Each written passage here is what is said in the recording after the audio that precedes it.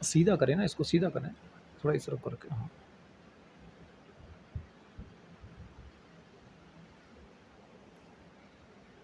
بسم اللہ.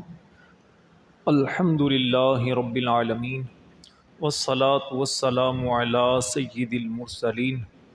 اما بعد فاعوذ باللہ من الشیطان الرجیم. بسم اللہ الرحمن الرحیم. ان اللہ وملائکتہ یصلون علی النبی یا ایہا الذین آمنوا صلوا علیہ وسلموا تسلیما.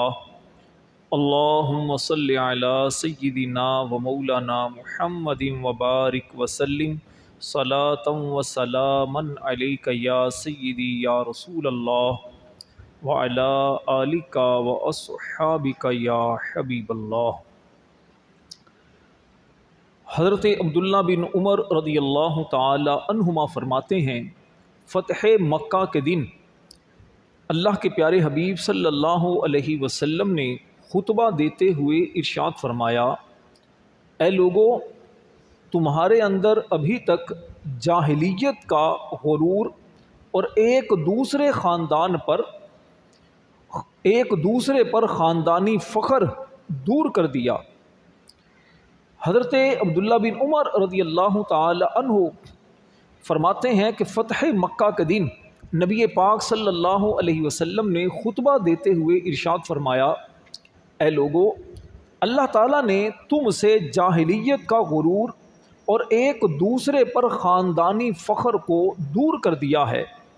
اب صرف دو قسم کے لوگ ہیں، نیک اور متقی شخص جو اللہ تعالیٰ کی بارگاہ میں معزز ہیں، عزت والے ہیں، اور دوسرے نمبر پر گناہگار اور بدبخت لوگ جو اللہ تعالیٰ کی بارگاہ میں ذلیل و خوار ہیں. تمام لوگ حضرت آدم علیہ السلام کی اولاد ہیں اور حضرت آدم علیہ السلام کو اللہ تعالیٰ نے مٹی سے پیدا فرمایا ہے. اللہ تعالیٰ ارشاد فرماتا ہے، یا ایھا الناس انا خلقناکم من ذکر و انثی، اے لوگو، ہم نے تمہیں ایک مرد اور ایک عورت سے پیدا کیا. وجعلناکم شعوبا وقبائل لتعارفوا، اور تمہیں قومیں اور قبیلے بنایا تاکہ تم آپس میں پہچان رکھو. ان اکرمکم عند اللہ اتقاکم، بے شک اللہ کے یہاں تم میں زیادہ عزت والا وہ ہے جو زیادہ تقوی والا ہے. ان اللہ علیم خبیر، بے شک اللہ جاننے والا خبردار ہے. اس آیت کریمہ میں اگر دیکھا جائے تو بنیادی طور پر چند باتوں کا ذکر ہوا. پہلی بات تو یہ بیان فرمائی کہ تمام لوگوں کو ایک مرد اور ایک عورت سے پیدا کیا گیا. وہ کون ہیں؟ حضرت آدم علیہ السلام اور بی بی حوا. یعنی انسان قیامت تک جتنے بھی آئیں گے سارے کے سارے حضرت آدم علیہ السلام اور بی بی حوا کی اولاد ہوں گی. دنیا کے اندر ہماری پہچان کے لیے دوسری بات یہاں یہ بیان فرمائی کہ وَجَعَلْنَاكُمْ شُعُوبًا وَقَبَائِلَ لِتَعَارَفُوا، اور تمہیں قومیں اور قبیلوں میں تقسیم کیا تاکہ تم پہچان رکھو. دنیا کے اندر ہماری پہچان کے لیے قوموں کو بنا دیا گیا. کوئی مغل ہے، کوئی ارائی ہے، کوئی میمن ہے، پھر میمنوں میں آگے مزید قومیں ہیں. تو یہ جو قوموں کے اندر لوگوں کو تقسیم کیا گیا، کوئی عربی ہے، کوئی اجمی ہے، کوئی ہندی ہے، کوئی پاکستانی ہے، اس طرح آپ مختلف قوموں میں لوگوں کو جو تقسیم دیکھتے ہیں، اس کی وجہ قرآن نے کیا بیان فرمائی؟ لِتَعَارَفُوا، تاکہ تم ایک دوسرے پر پہچان رکھو. پہچان رکھنے کے لیے یہ قومیں بنائی ہیں. اس کا مقصد یہ نہیں کہ ایک دوسرے پر قوموں کی وجہ سے فخر کیا جائے. اوپر چل کر چاہے کوئی مغل ہو، میمن ہو، کتنی بھی اعلیٰ ذات والا ہو، اس کی انتہا کیا ہے؟ حضرت آدم علیہ السلام. اور ایک جس کو نیچ قوم لوگ سمجھتے ہیں، ایسی قوم سے تعلق رکھنے والا یا جس کا پیشہ کاروبار کوئی اتنا زیادہ اچھا نہیں، کوئی موچی ہے، کوئی لوہار ہے، کوئی اگر حمام ہے، اس ٹائپ کے جو لوگ ہیں، چھوٹے چھوٹے جو کام کرتے ہیں، چھاوڑی میں چیزیں بیچنے والے، ٹھیلا لگانے والے، محنت مزدوری کرنے والے، تو ان کو حقارت کی نظر سے اس لیے دیکھنا کہ میرا خاندان بڑا اعلیٰ ہے، میرا باپ بڑے اونچے خاندان کا تھا، میرا حسب نسب بہت زیادہ اعلیٰ ہے، تو اس بات پر فخر نہیں کرنا۔ سارے کے سارے حضرت آدم اور بی بی حوا کی اولاد ہیں، اوپر چل کر سب کا نسب ایک ہے۔ یہ قومیں، قبیلے، خاندان، اس کا مقصد کیا ہے؟ لتعارفوا، تاکہ تم ایک دوسرے کی پہچان رکھو، اور دوسری بات تاکہ تم ایک دوسرے کے حسب نسب کو پہچانو اور اپنا نسب کسی اور سے منسوب نہ کرو۔ جیسے مثال کے طور پر کوئی اگر سید نہیں ہے، وہ اپنے آپ کو سید نہ کہے، کوئی اگر ملک برادری سے تعلق رکھتا ہے تو وہ اپنے آپ کو میمن نہ کہے۔ جس برادری، جس خاندان سے اللہ نے آپ کو بنایا ہے، اسی سے آپ اپنی پہچان کو رکھیں، تاکہ دوسروں کو پتہ چلے اور رشتہ داری کے اندر بھی آپ کو آسانی ہو، اور قوموں اور برادریوں کے اندر بھی آپ کو زندگی کا ایک نظام عطا کیا جا سکے۔ خاندانی رسم و رواج، خاندانی ایک جو معاشرتی زندگی ہے، اس سے انسان کو بہت سارے فوائد حاصل ہوتے ہیں۔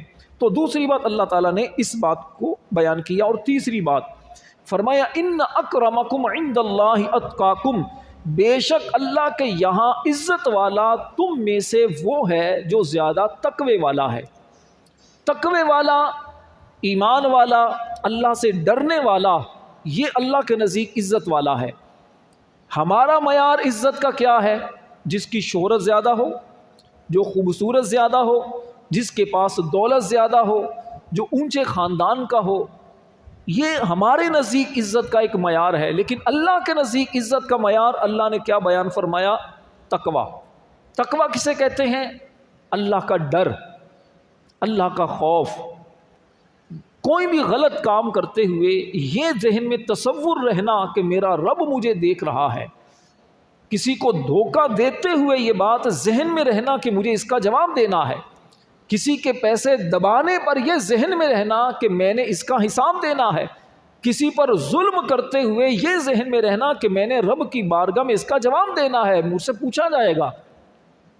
تو تقوی جو ہے یہ ہے عزت کا معیار اللہ کے نزدیک۔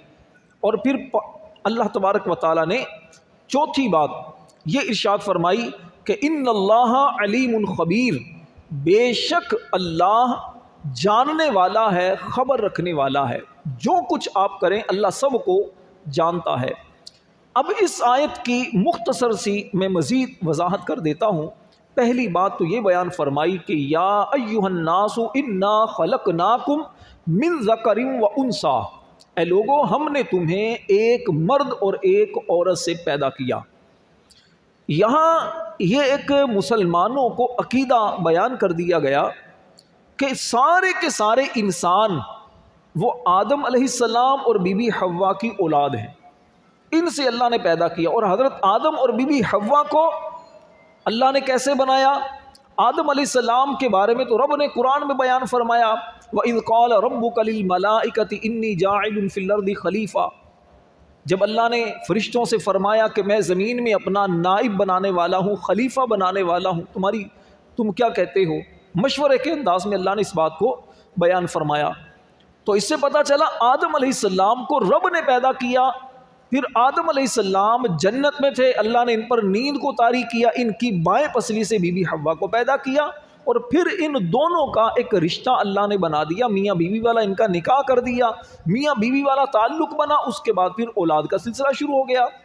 یہاں پر اہم باتیں، اہم جو چیزیں ذہن نشین کرنے والی وہ یہ ہیں، ہم مسلمانوں کا عقیدہ کیا ہے؟ دنیا کو بھی اللہ نے بنایا، دنیا میں رہنے والے انسانوں کو بھی اللہ نے پیدا کیا۔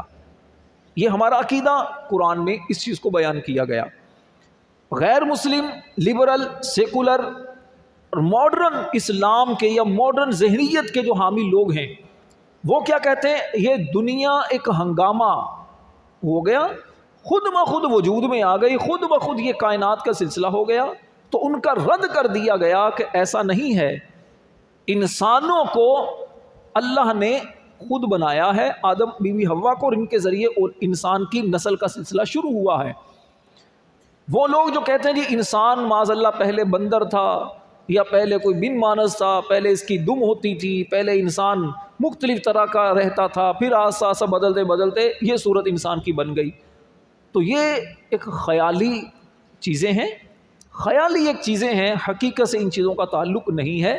ہمارا یہ عقیدہ اور اسی پر انسان کو قائم رہنا چاہیے۔ عقل بھی اس بات کو تسلیم کرتی ہے، ٹھیک ہے نا، عقل بھی اس بات کو تسلیم کرتی ہے کہ انسان جیسا ہے شروع سے ویسا ہی اللہ نے اس کو بنایا ہے۔ اللہ نے انسان کو کیسا خوبصورت بنایا، اللہ نے قرآن میں اس چیز کو بیان کیا، لَقَدْ خَلَقْنَا الْإِنسَانَ فِي أَحْسَنِ تَقْوِيمٍ، بے شک ہم نے انسان کو اچھی صورت میں بنایا ہے۔ ایسی خوبصورت اللہ نے انسان کی شکل و صورت بنائی ہے کہ جہنم کے اندر بھی انسان جو جائیں گے تو اس چہرے کے ساتھ نہیں جائیں گے، کیونکہ یہ صورت، یہ چہرہ اللہ کے پیارے نبی کا ہے۔ جہنم کے اندر بھی جو جائیں گے تو ان کی شکل ایسی نہیں ہوگی، بلکہ شکل تبدیل کر دی جائے گی۔ انسان کو اللہ نے ایسی خوبصورت سیرت پر، شکل و صورت پر اللہ نے بنایا ہے۔ تو سب کے سب انسان جو ہے حضرت آدم کی اولاد ہیں، تاکہ یہ بات، دوسری بات یہ ذہن میں رہے انسانوں کے کہ ہم جتنے بھی اعلیٰ خاندان کے ہو جائیں، جتنے بھی زیادہ خوبصورت رنگ و نسل سے تعلق رکھنے ہوں، کسی بھی سپر پاور ملک میں پیدا ہونے والے ہوں، بہت زیادہ شہرت رکھنے والے ہوں، یہ کوئی معیار نہیں۔ اس کی وجہ سے ہم یہ نہیں کہہ سکتے کہ جناب ہمارا مرتبہ بہت بڑا ہو گیا۔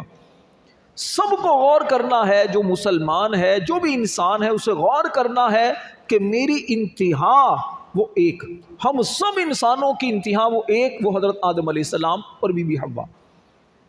جب انسان کو یہ پتا چلے کہ میری انتہا وہ ہے تو پھر انسان تکبر نہیں کر سکتا، غرور نہیں کر سکتا۔ دنیا کے اندر اور بہت سارے ایسی چیزیں ہیں کہ جس کی وجہ سے انسان فخر کرتا ہے، بڑائی کرتا ہے، اور دوسروں پر انسان تکبر کرتا ہے کہ میں بڑے اعلیٰ خاندان سے تعلق رکھتا ہوں۔ ان جیسے خوبصورتی کی وجہ سے تو خوبصورتی ایک دن ختم ہو جاتی ہے، مال و دولت کی وجہ سے بعض کا تکبر ہوتا ہے، مال بھی ایک دن ختم ہو جاتا ہے، اچھا اسی طرح اور شہرت یہ بھی ایک دن ختم ہو جاتی ہے، لیکن یہ جو نسب ہے نا، خاندانی تکبر جو ہے یہ ختم نہیں ہوتا، کیونکہ خاندان تو ختم ہوتا نہیں۔ تو اس لیے امام فخر الدین رازی رحمۃ اللہ علیہ نے تفسیر کبیر میں لکھا، اس لیے اس آیت کے اندر اللہ تعالیٰ نے اس بات کو بیان کیا کہ کوئی بندہ یہ نہ سوچے کہ میں کسی ایسے خاندان سے ہوں کہ دنیا اس خاندان سے نہیں ہے۔ سارے کے سارے انسان کسی بھی خاندان سے تعلق رکھتے ہوں، کسی بھی حسب نسب سے تعلق رکھتے ہوں، ان کا آخر وہ ایک ہے، حضرت آدم اور بی بی حوا۔ تو یہاں جب سارے ایک ہیں تو پھر تکبر کس بات کا؟ پھر اس کے بعد قبیلے، قومیں، خاندان یہ جو بنائے تعارف کے لیے، پہچان کے لیے، تاکہ پہچان ہو، ٹھیک ہے نا، پہچان ہو، انسان کو دنیاوی زندگی گزارنے میں اس سے ایک فائدہ حاصل ہو، اور کوئی بندہ اپنے نسب کو چھوڑ کر دوسرے نسب سے اپنا تعلق نہ جوڑے۔ اللہ نے جہاں آپ کو رکھا ہے وہیں پر آپ رہیں، کوئی ذات ادنا نہیں ہوتی، کمتر نہیں ہوتی۔ اللہ کے نزدیک عزت کا معیار تقویٰ ہے، اللہ کے نزدیک عزت کا معیار وہ یہ ہے کہ بندہ اللہ سے ڈرنے والا ہو، اللہ کی عبادت کرنے والا ہو، وہ بندہ یقیناً اللہ کے ہاں قابل عزت ہے۔ حضرت ابو ذر غفاری رضی اللہ تعالیٰ عنہ فرماتے ہیں کہ نبی پاک علیہ السلام کی موجودگی میں ایک شخص سے میری تکرار ہو گئی۔ جب تکرار ہوئی، آپس میں بحث ہو گئی، تو میں نے اسے غصے میں بول دیا، اے کالی ماں کے بیٹے۔ اس کی والدہ کا رنگ کالا تھا، تو نبی پاک علیہ السلام نے ارشاد فرمایا، اے ابو ذر، سفید عورت کے بیٹے کو سیاہ عورت کے بیٹے پر کوئی فضیلت نہیں ہے۔ سمجھایا آپ نے کہ تم اگر سفید عورت کے بیٹے ہو، تمہارا رنگ اگر سفید ہے تو اس کی وجہ سے، رنگ کی وجہ سے، اس بات رنگ کی وجہ سے دوسرے پر کسی کو فضیلت نہیں ہے۔ فضیلت کس بات پر ہے؟ فضیلت تو تقوی کی وجہ سے ہے۔ تو پھر حضرت ابو ذر غفاری فوراً نادم ہو گئے، شرمندہ ہو گئے۔ آپ نے اس شخص سے کہا کہ ایسا کرو، اب اپنا جو پاؤں ہے میرے رخسار پر رکھو، تاکہ مجھے عبرت ہو اور میرے دل کے اندر جو ایک ایسی کیفیت پیدا ہوئی ہے وہ ختم ہو جائے۔ یہ تربیت تھی نبی پاک علیہ السلام کی، یہ صحابہ کا طرز عمل تھا۔ تو اس سے ہمیں بھی سیکھنا چاہیے کہ ہمیں اس بات پر تکبر نہیں کرنا چاہیے کہ جناب میں کوئی بہت زیادہ عالی مرتبت ہوں۔ اچھا جی، اسی طرح حضرت عدا بن خالد فرماتے ہیں کہ نبی پاک علیہ السلام حجۃ الوداع کے موقع پر نبی اکرم علیہ السلام کے ممبر کے نیچے میں بیٹھا ہوا تھا، تو آپ نے اللہ تعالیٰ کی حمد و ثنا کی، پھر آپ نے قرآن پاک کی یہ آیت کریمہ تلاوت کی، یا ایھا الناس انا خلقناکم من ذکر و انثی، اے لوگو اللہ تعالیٰ نے تم سب کو تمہیں ایک مرد اور ایک عورت سے پیدا کیا، وجعلناکم شعوبا وقبائل لتعارفوا، اور ہم نے تمہیں قومیں اور قبیلے بنایا تاکہ تمہاری پہچان ہو، ان اکرمکم عند اللہ اتقاکم، بے شک تم میں اللہ کے یہاں عزت والا وہ ہے جو زیادہ تقوی والا ہے۔ پھر آقا دو عالم علیہ السلام نے فرمایا کسی عربی کو کسی اجمی پر کوئی فضیلت نہیں، اور نہ ہی کسی اجمی کو یعنی غیر عربی کو کسی عربی پر کوئی فضیلت حاصل ہے، کسی کالے کو گورے پر کوئی فضیلت حاصل نہیں، اور کسی گورے کو کسی کالے پر کوئی فضیلت حاصل نہیں، بلکہ فضیلت صرف تقوی اور پرہیزگاری ہے۔ یہ ہے قرآن کریم کی خوبصورت تعلیمات، اور یہ ہے ہمارے پیارے نبی صلی اللہ علیہ وسلم کی تعلیمات۔ ان باتوں پر عمل کر کے ہم دنیا میں بھی عزت حاصل کر سکتے ہیں، آخرت میں بھی عزت کر سکتے ہیں، ہمارے آپس میں محبتوں کا سلسلہ بھی قائم رہ سکتا ہے۔ آج اگر معاشرے کے اندر آپ دیکھیں تو تعصب، قوم پرستی، اس کی وجہ سے ہمارے معاشرے کے اندر بگاڑ پیدا ہوتا چلا جا رہا ہے۔ جس سے پوچھو وہ کہے گا جناب میری قوم یہ ہے، میرا مسلک یہ ہے، میرا ملک یہ ہے، میرا علاقہ یہ ہے، میری زبان یہ ہے۔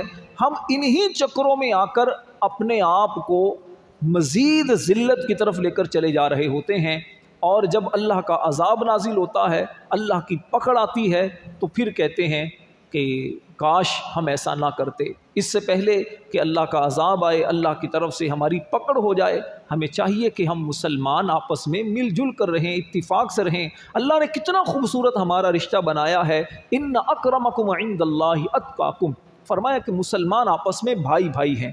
تو یہ اخوت والا مسلمانوں کا جو رشتہ ہے، پیار والا جو رشتہ ہے، یہ اس بات کا تقاضا کرتا ہے کہ اگر ہمارا مسلمان بھائی پریشان ہو، ہم اس کی پریشانی کو دور کر سکتے ہیں تو پریشانی کو دور کریں۔ پیسہ دے کر دور کر سکتے ہیں تو مال کے ذریعے کریں، اگر حوصلہ دے کر دور کر سکتے ہیں تو پریشانی ویسے دور کریں۔ بعض اوقات بندہ پیسہ دے کر پریشانی دور نہیں کر سکتا، لیکن اچھے بول سے پریشانی دور کر سکتا ہے۔ بیمار ہے، بیمار کے قریب جا کر اس کی عیادت کرتے ہیں، سر پر ہاتھ رکھتے ہیں، اسے کوئی حوصلہ دیتے ہیں، اسے زندگی کی ایک امنگ اس کے دل میں پیدا ہو جاتی ہے۔ آپ کے محلے کے اندر، آپ کی گلی کے اندر کچھ پریشانی میں لوگ مبتلا ہیں، آپ کچھ درست کر سکتے ہیں تو آپ کوئی ہیلپ کر دیں، کتنے لوگوں کی دعائیں ملیں گی۔ یہ نہیں کہ میرے گھر کے آگے مسئلہ ہے تو میں اسی کو درست کروں گا، یا میرے خاندان میں کوئی پرابلم ہے تو میں اسی کو حل کروں گا، ایسا نہیں۔ یہ ہمارا اسلام ہماری ایسی خوبصورت تربیت کرتا ہے۔ اللہ تعالیٰ مجھے اور آپ کو عمل کی توفیق عطا فرمائے، آمین بجاہ النبی الامین صلی اللہ علیہ وسلم۔ الحمد للہ رب العالمین والصلاة والسلام علی